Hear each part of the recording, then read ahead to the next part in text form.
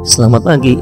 Mana yang terbuka dengan tema besar doa hari ini akan mempersekutukan mengenai hati nurani yang murni. Teks Alkitab diambil dari 2 Timotius 1 ayat 3a. Aku mengucap syukur kepada Allah yang kulayani dengan hati nurani yang murni seperti yang dilakukan nenek moyangku. Murni berbeda dengan bersih. Sesuatu yang bersih belum tentu murni. Bensin campur mungkin bersih, tetapi tidak murni karena ada percampuran di dalamnya. Bersih itu tidak kotor, sedang murni itu tidak ada percampuran. Hati nurani yang murni bukan sekedar bersih, tetapi juga tidak ada percampuran di dalamnya. Hati nuraninya hanya tertuju kepada Allah dan tidak bercampur dengan yang lain selain Allah. Misalnya seseorang meminta kepada Allah berbagai hal yang baik selain Allah. Ia menginginkan yang baik dari Allah, tetapi tidak mencari Allah dengan mutlak. Dalam hati nuraninya juga tidak ada perasaan bersalah ketika meminta hal-hal yang baik itu. Hati nurani semacam ini mungkin bersih, tetapi tidak murni. Kita bisa saja mendambakan Allah, tetapi pada saat yang sama mendambakan pemberitaan Injil yang sukses atau memimpin gereja agar berkembang.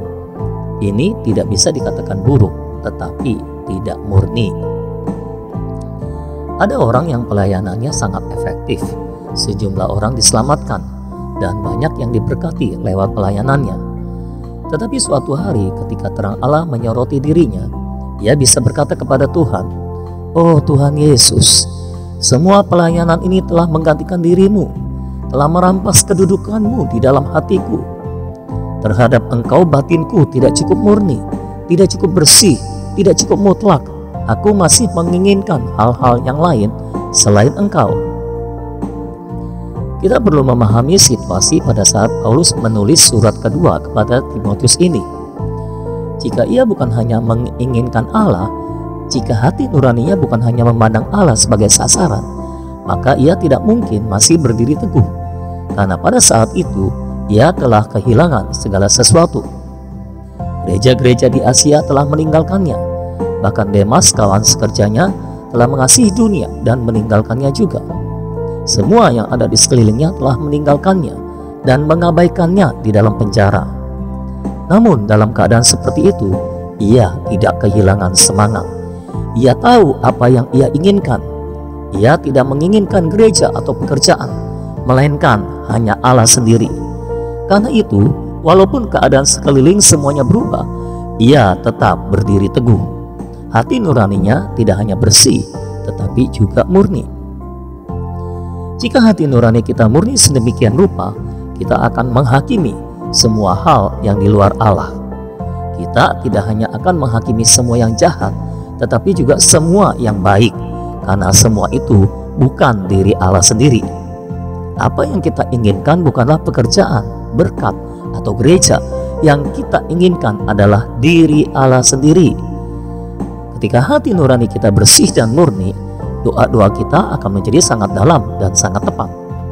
Hari ini banyak doa kita kurang dalam dan kurang tepat. Kita seperti anak-anak yang meminta segala sesuatu menurut maunya sendiri. Tetapi karena kita masih kecil dan belum banyak mengerti, maka Bapa memberikan sesuai dengan apa yang kita minta. Akan tetapi setelah kita bertumbuh, kita tidak bisa lagi berdoa semau kita. Ada perkara yang kita tidak dapat membuka mulut untuk meminta.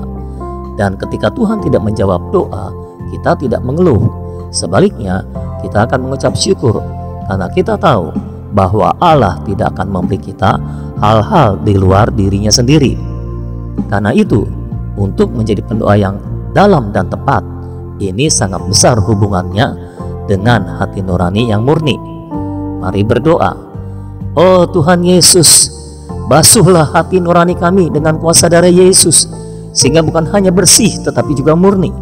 Kami mau menghakimi segala sesuatu yang bukan Allah yang masih ada dalam hati kami ya Tuhan. Singkirkanlah semua itu ya Tuhan. Amin.